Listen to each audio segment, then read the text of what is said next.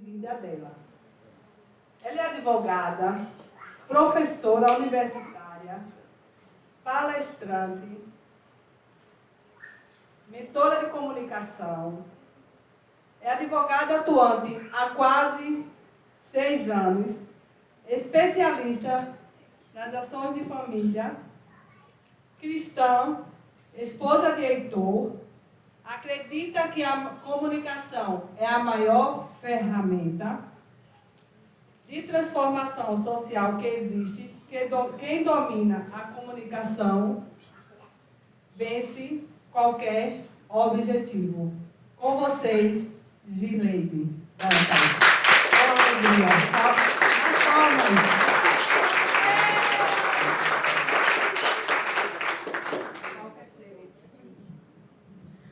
Olá, olá, queridos. Boa tarde. Que imenso prazer de estar junto aqui com vocês para falar um pouquinho sobre comunicação, que é a segunda maior moeda do nosso tempo.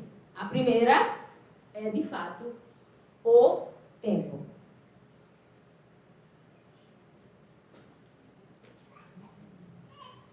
55% da nossa comunicação é não verbal. E o que é que isso quer dizer? É que somos o que fazemos, não o que falamos.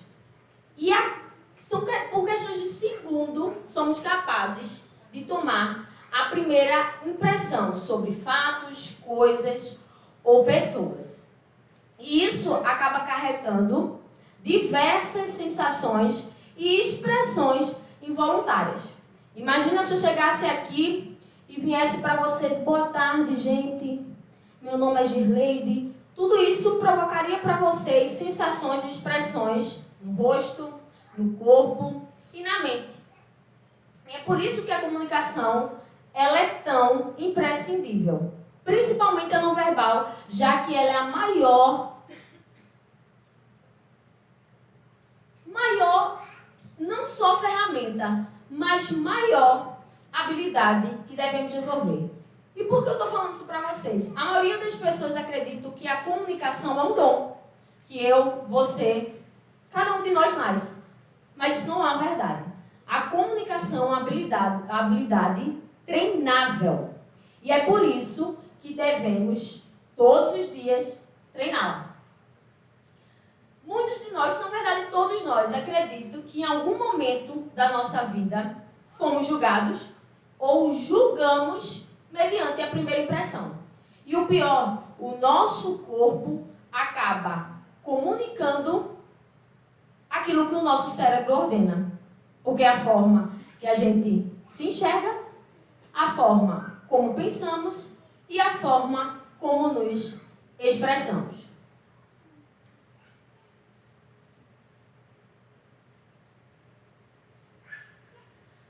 E esse é o maior desafio, é o diálogo interno. Não só fontes de estudo meu, como diversas comprovações científicas, demonstram que a comunicação intrapessoal, que é a nossa comunicação interna, interfere diretamente na nossa comunicação interpessoal, que é a comunicação que temos uns com os outros. Por quê? Porque a forma com que eu me vejo é a forma como certamente eu vou me projetar no mundo. Se eu acredito que eu sou um fracasso, certamente me comportarei assim. Se eu acredito que eu sou uma vencedora, uma campeã, certamente eu irei me comportar assim.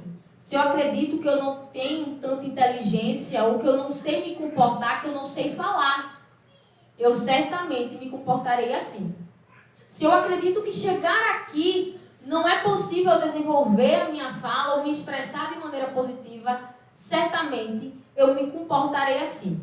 É incrível que nas ações de família a gente vê muito isso, porque há uma falta de comunicação interna e acaba gerando ruído nas comunicações entre os personagens da família.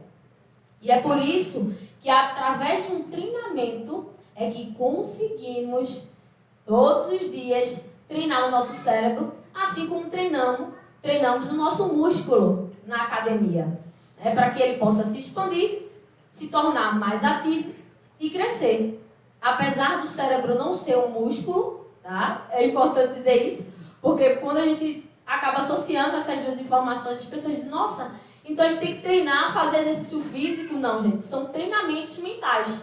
E a partir do momento que a gente tem essa ideia, traça um objetivo e começa a ter uma visão de futuro, a gente transforma a nossa comunicação e a forma com que pensamos.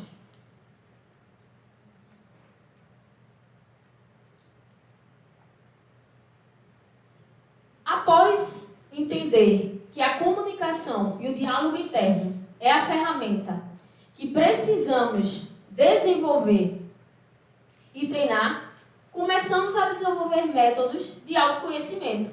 E isso não é fácil, porque por diversas vezes, quando perguntamos a nós mesmos quem somos, é difícil falarmos.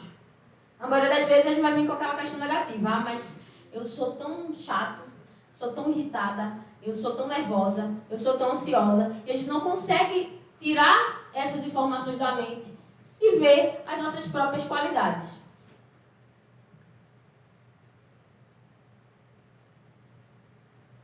E foi desenvolvendo esse método que eu entendi como é que devemos melhorar não só a nossa autoimagem, mas a projeção da imagem que as pessoas têm de nós. Por isso que o mundo, a visão que temos do mundo, não é a partir do que os outros veem de nós, e sim do que nós transmitimos para as outras pessoas. E como é que a gente consegue solucionar? É uma caminhada com 3 pilares: autoconhecimento, posicionamento eficaz e visão de onde eu quero chegar e da pessoa que eu quero me tornar.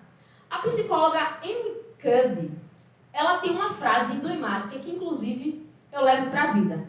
Ela diz: não finja até conquistar determinada coisa. Finja até tornar determinada pessoa. Então, é por conta disso que o autoconhecimento é o maior pilar que existe e que deve ser trabalhado para a comunicação não verbal se tornar eficiente.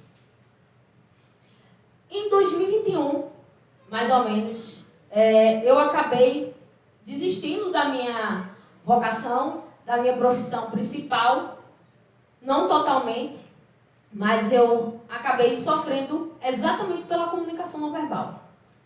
Porque eu comecei a observar que os meus resultados não eram alcançados, que eu não conseguia mudar o meu faturamento, a minha renda. Eu me enchia de cursos, palestras, conhecimento, especializações. Inclusive, quando você vai ver lá o currículo, o que tem de especialização de curso, eu acredito que eu estou aí em primeiro lugar. De tantos cursos que eu acabei me envolvendo e querendo adquirir conhecimento. Porque no mercado eu queria um destaque. Eu precisava me destacar e dizer: eu sou boa, então eu mereço chegar em tal lugar. Mas isso não é o suficiente. E não foi. Em uma conversa extremamente profunda com uma amiga, ela disse a seguinte frase: Girleide, por que você se vê e quer ser reconhecida como uma autoridade, como uma pessoa elegante, como uma mulher elegante, mas toda a sua imagem comunica uma mulher indecisa, que não sabe onde quer chegar? E, por incrível que pareça, eu me fiz a pergunta: como uma pessoa que estuda comunicação o tempo todo não conseguiu identificar isso? Porque, de fato, o que eu pensava não estava gerando efeitos como eu queria. Porque eu só focava na conquista. Eu preciso chegar no objetivo. E a única preparação que existe é por meio de cursos e especializações. Não existe outra maneira de chegar lá. E eu não lembrei, de fato, de entender como eu me sentia e como eu me via. Existe uma grande diferença entre isso. O que eu quero ser e o que sou. Existe uma linha tênue aí. E que é preciso essa transformação. Eu quero ser uma mulher de sucesso. Eu quero ser um homem de sucesso. Mas o querer e o ser, existe um gigante percurso. E nesse percurso deve-se exigir preparação. E a gente acredita que preparação é só ter graduações, né? Patentes, como se dizem aí no mundo, né? Você tem que ter patente para chegar naquele lugar. Mas não. E eu comecei a ter aquele choque. Eu não vou dizer de identidade, porque eu já sabia quem eu era, mas era um choque realmente da incongruência. Do meu jeito de vestir, do meu jeito de me posicionar, do meu jeito de falar.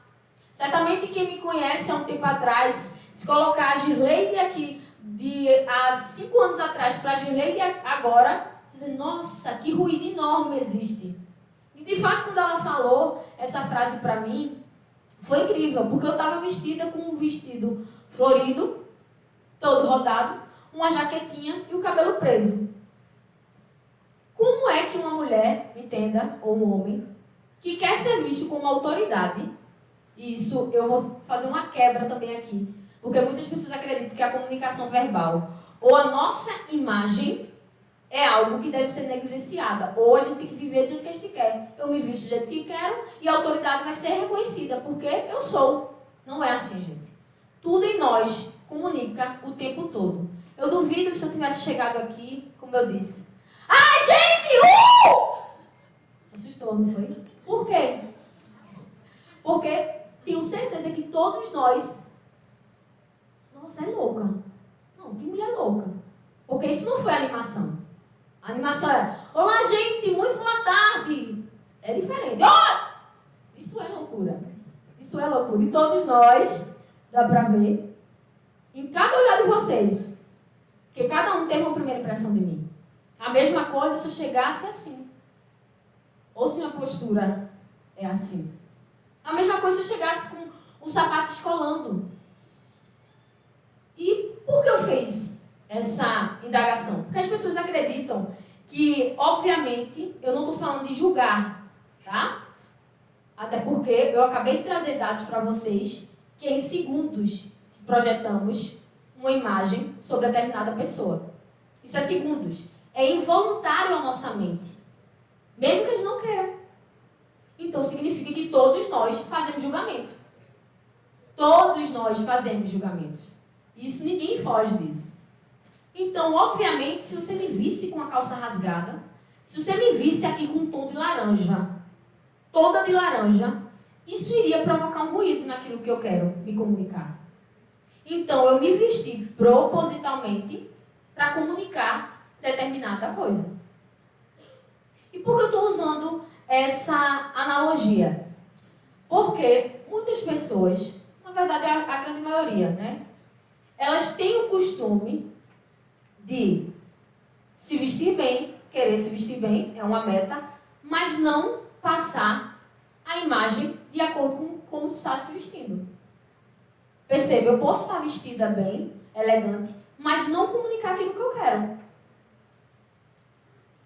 Essa é a diferença da comunicação não verbal. É que tem que dar de acordo com o que eu quero, com o que eu almejo, com quem sou e com o meu posicionamento. Essa é a grande diferença e essa é a virada de chave que ninguém, na verdade a maioria das pessoas, não consegue enxergar. Belíssimos vocês estão. Mas eu pergunto de maneira reflexiva, será que cada um de vocês, quando foi vestir hoje, disse, eu vou vestir essa blusa, eu vou vestir essa calça, eu vou vestir esse sapato, porque eu quero transmitir algo? Será que vocês, ao comprarem uma camisa, vocês viram a camisa assim, aquela camisa é linda, aquele sapato é bonito? Será que vocês compraram porque é bonito, porque está confortável, ou porque ele vai comunicar aquilo que você almeja? Essa é a diferença de saber se comunicar, de saber se posicionar e ter visão de onde você quer chegar. Eu me vestia maravilhosamente bem antigamente. Em alguns momentos havia esse ruído, mas eu percebi que não era só vestir bem, falar bem, ou se expressar bem, ou posicionamento, que isso também tem a ver com comunicação não verbal, mas que todo o meu ato que eu praticasse tinha que ser intencional. Tudo. Isso quer dizer que a gente vai no mercado e vou comprar um biscoito de acordo com a minha autoridade. Não, mas o que eu quero passar? Eu vou comprar um sapato. Não é isso. É um conjunto, gente, de atitudes e comportamentos. É um conjunto de fatores que vai determinar a sua intencionalidade naquilo que você está fazendo. E aí, obviamente, eu tenho um padrão diferente de você. Então, a comunicação não verbal não deve se adequar apenas ao como eu me vejo ou às técnicas que são ensinadas, mas em sim a minha visão, a visão que deve ser moldada, para de fato não haver essa ruptura na nossa comunicação.